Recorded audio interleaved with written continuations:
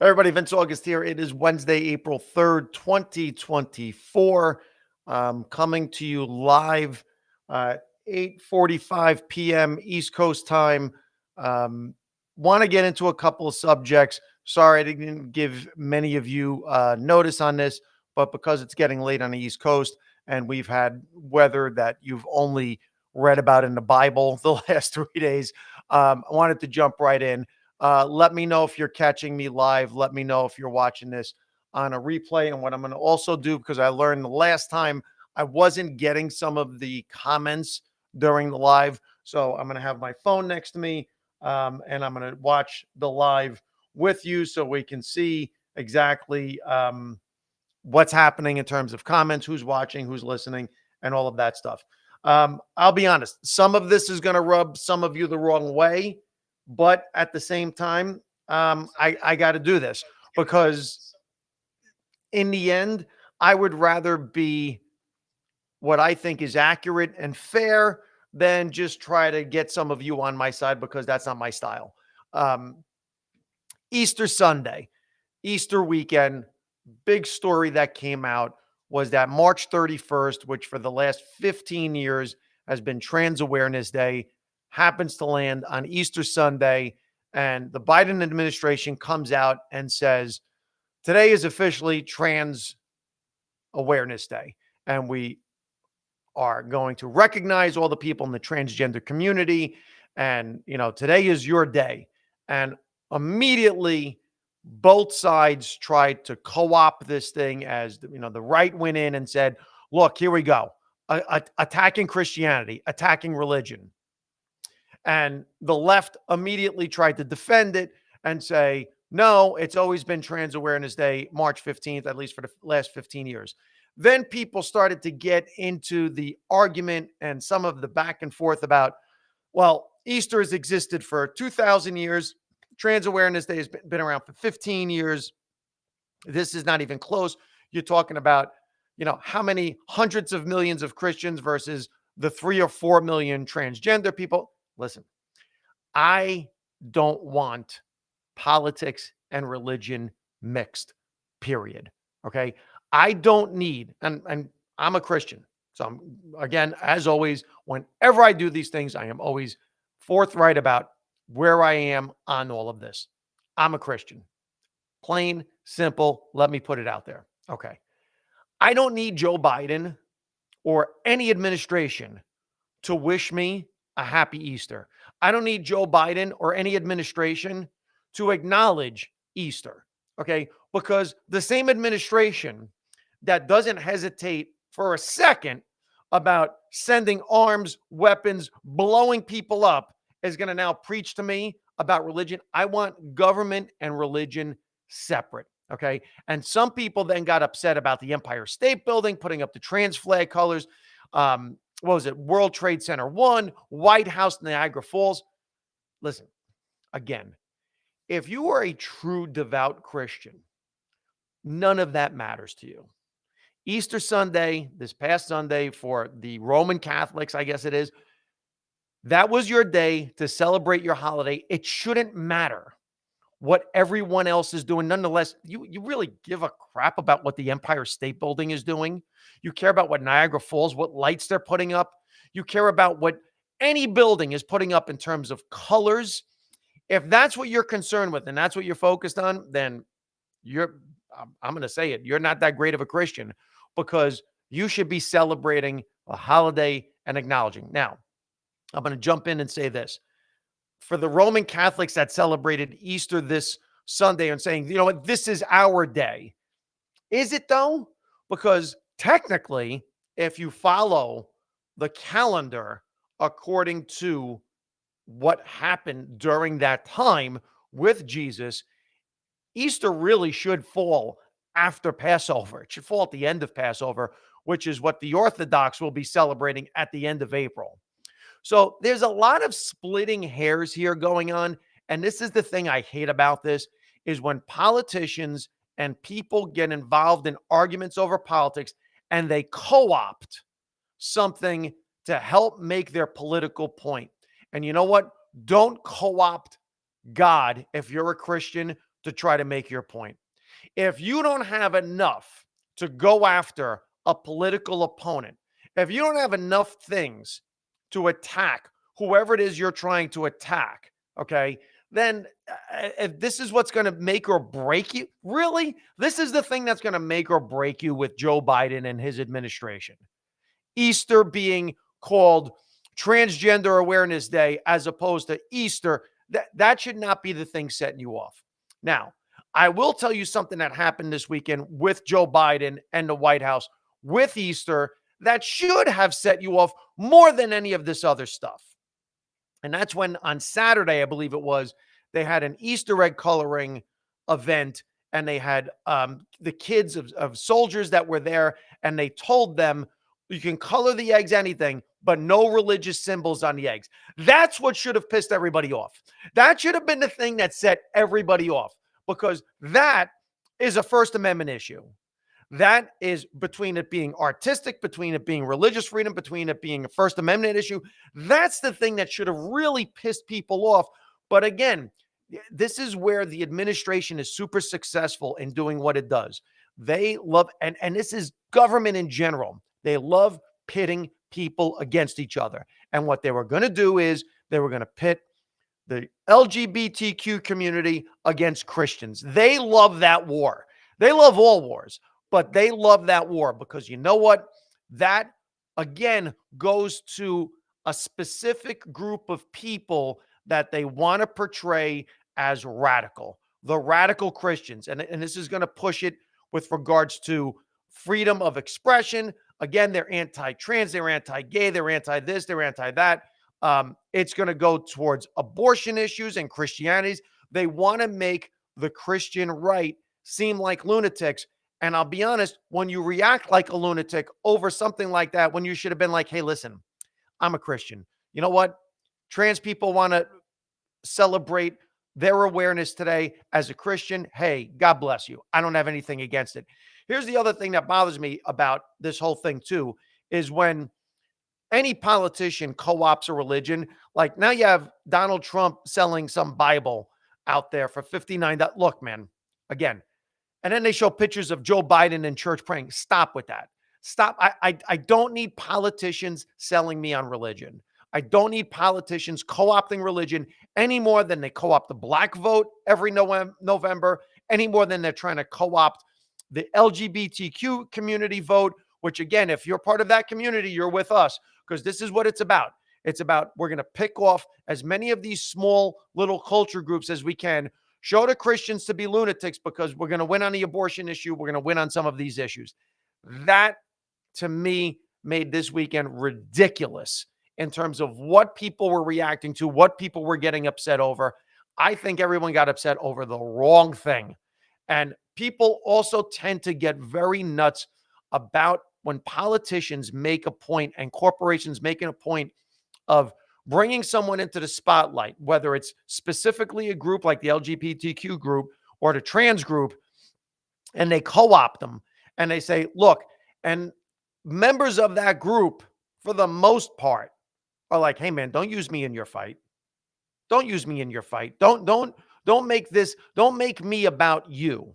Okay. Now, of course, there are a lot of people that are all about that, and they love that. I think most people in that community, I don't know, it's about recognize us, be aware of us, and that's what the government tries to push. Whereas my entire life, all of the interactions I've ever had with members of the LGBTQ community is we just want to live in peace. We want to be left alone. We want to be treated just like everyone else is treated. I don't need special privileges. You know, in terms of being aware of me, the awareness is leave me alone. Let me live my life, which is what most people want, which is what most people want on a daily basis. So, you know, and there's an obsession with people like Dylan Mulvaney. You know, I see everyone just constantly bringing attention to this person about, well, look, Bud Light, this and this corporation and that corporation. Dylan Mulvaney is living Dylan Mulvaney's best life. Dylan Mulvaney is doing what Dylan Mulvaney needs to do in order to be in the public eye.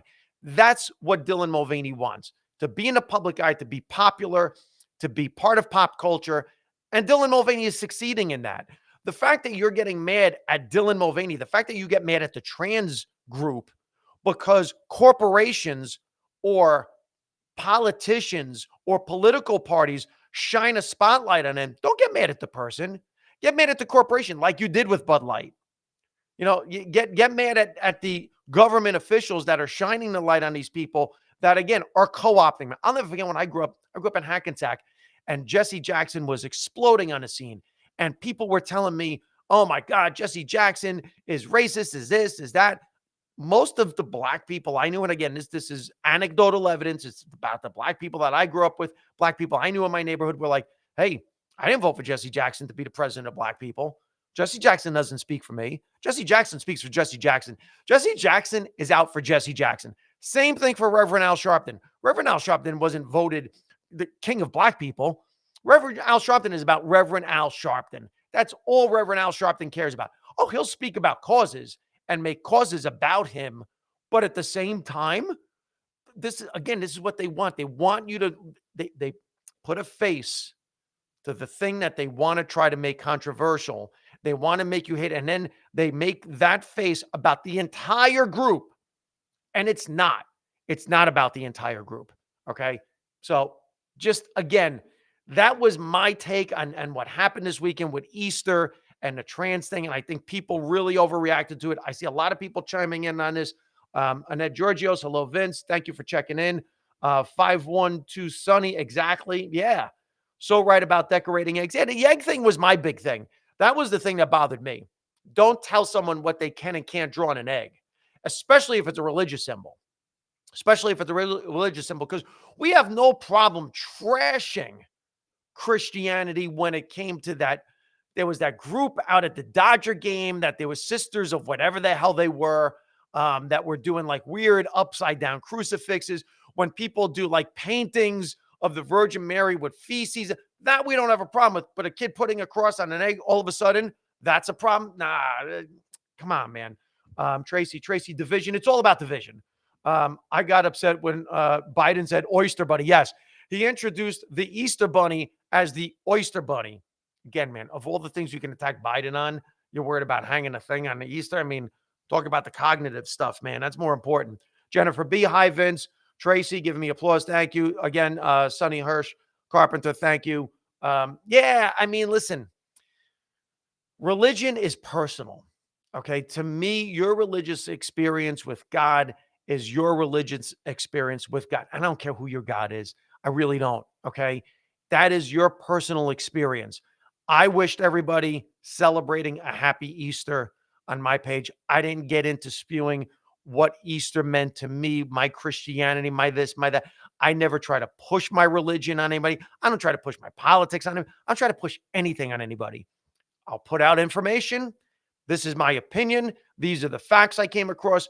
You either agree with it, you don't agree with it. And look, we saw this happen with another thing that happened recently in the news, and I want to make sure I'm not missing any comments. We saw this with the officer that was shot in New York, and Officer Jonathan Diller.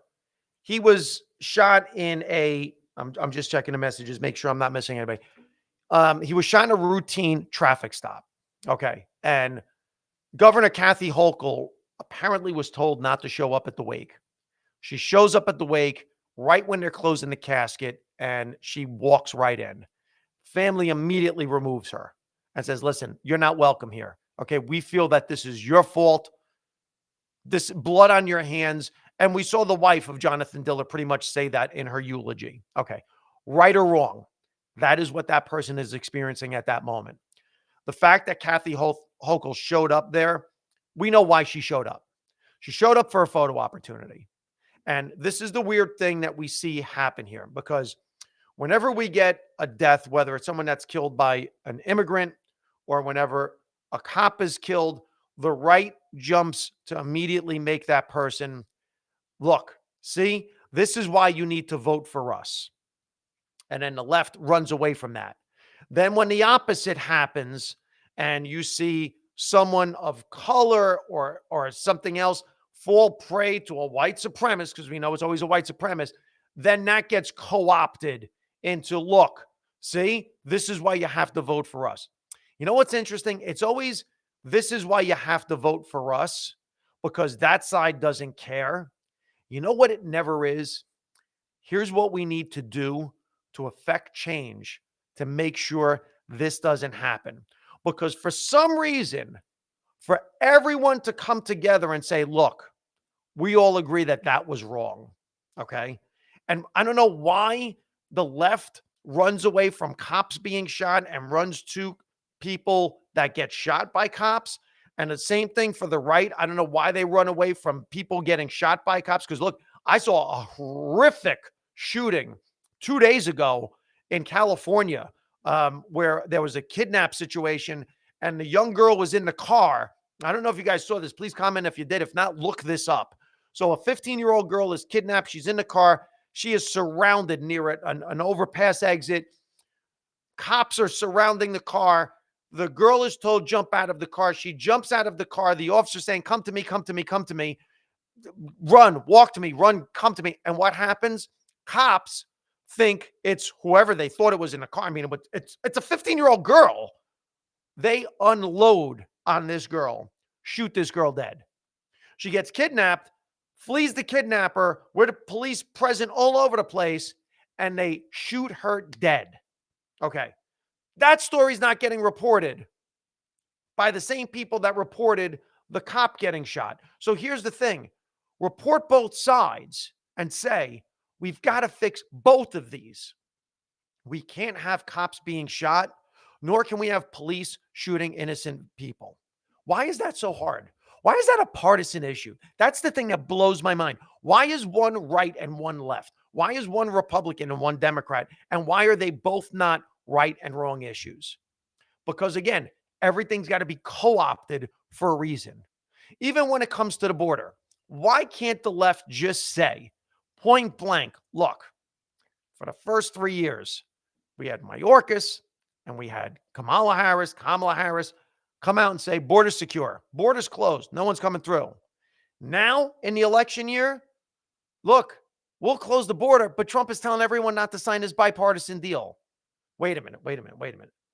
The border wasn't a crisis for 3 years. Now it's a crisis during the election year, and you throw together this fakakta deal where 5,000 people can come across the border every day. And then once we hit 5,000, like someone's there with one of those counters at a nightclub, we can shut the faucet and shut it down. No, because if that's the case, then shut it down now and then go do the deal and show people, look, see, we can shut it down at 5,000 people. We can shut it down whenever we want. No.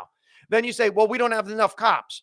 We don't have enough security people. Then Texas says, here, use ours. No. Not only do they say no, then they sue them into, why are these partisan deals? Why are these partisan issues? And that's what I was saying. And then again, they throw together something last minute. This is a bipartisan deal. No, it wasn't. Because there were Democrats that weren't going to vote for it, and there were Republicans that weren't going to vote for it. So here's what you want to find. You want to find politicians that actually have the guts, the balls to step forward and call out all of these things and say, look, Officer Dillard being shot, wrong. We need to do something about this. Illegal immigration, wrong. We need to do something about this. Cops shooting people, wrong. We need to do something about this. Immigration, we're a country built on immigration. We need to fix our immigration system and have a way for people to get into this country and make citizenship a right that is accessible in the right circumstances where people check all of the boxes. Same way my immigrant parents came here. Son of immigrants. First language in the house, Italian. So yes, I have a soft spot for immigrants that come here and do it the legal way. Why is it so wrong to say we don't want something that's illegal? And it's interesting how, again, the government twists things when it comes to certain issues that affect them, but when they affect you, not so much. So when people go into the Capitol building on January 6th, all of those people needed to be punished. But if a squatter takes over your house, not so much. That's a local issue. You need to deal with it. Really? I can't evict somebody out of my own house? But the people that came in the Capitol that were told go home and left, all of those people are rotting in jail. Isn't that funny the way some of that stuff works out? So when illegals cross a border, oh, listen, it's climate change, is this, is that. When they walk into the Capitol building January 6th, those motherfuckers are going to jail. It's politics, man. It's all politics. So keep your eyes open for the way things get co-opted, the way one side uses it, the way the other side uses it. And that's what they do. They use it. They never want to fix it. They only want to use it because you know what? Using it raises money. And that's what it's all about. Always about raising money. Let's check in with people. We're 20 minutes in. Let's see exactly. Wasn't that the girl with her dad? Yes, Annette Georgios. That was the kidnapping story.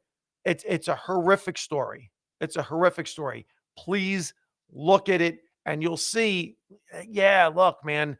You know what? It's not always about defending the blue. It's about defending right or wrong. I mean, I don't understand it. Why it's always teams. It's right and wrong. And it doesn't matter what team the person's on. Were they right? Were they wrong? Period. End of story. Let me make sure I got everybody here. Rose Colello watching. Thank you, Rose, for checking in. Andrea Doyle watching. If you guys have any questions, fire them off at me. I'd love to address anything on your minds while I'm here. We're about 20 minutes in. I'd like to keep these under 30 minutes. Wednesday night seems to be the best night to be working. We have a lot of people that check in on Wednesday night.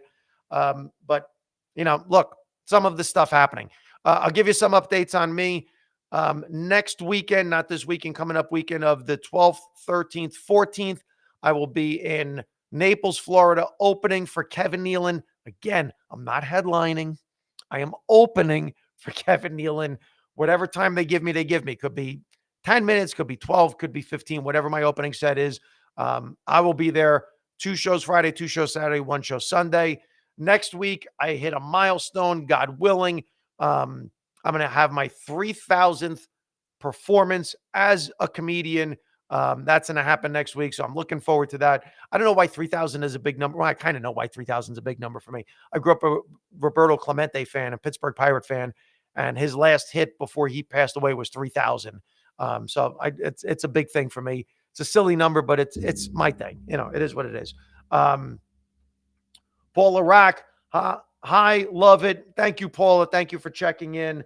Yeah, listen, want to do one of these a week.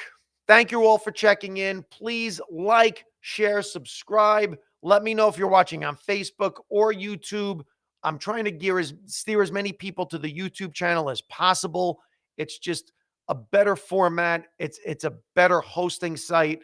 I have to learn how to start chopping these clips up and putting up shorter version of these clips to start promoting this stuff. I used to have an intro music, used to have outro music. I'm going to start working on some of that stuff too. But the most important thing is the content. If you guys don't like the content, all the other stuff is just fluff bullshit, to make this look good.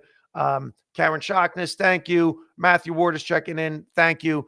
Thank you, everybody. Thank you to all my fans, friends, supporters. Thank you all for checking in again. Like, subscribe, share. Hit me with questions. I will answer your questions. Let me know. I watch live, watch replay.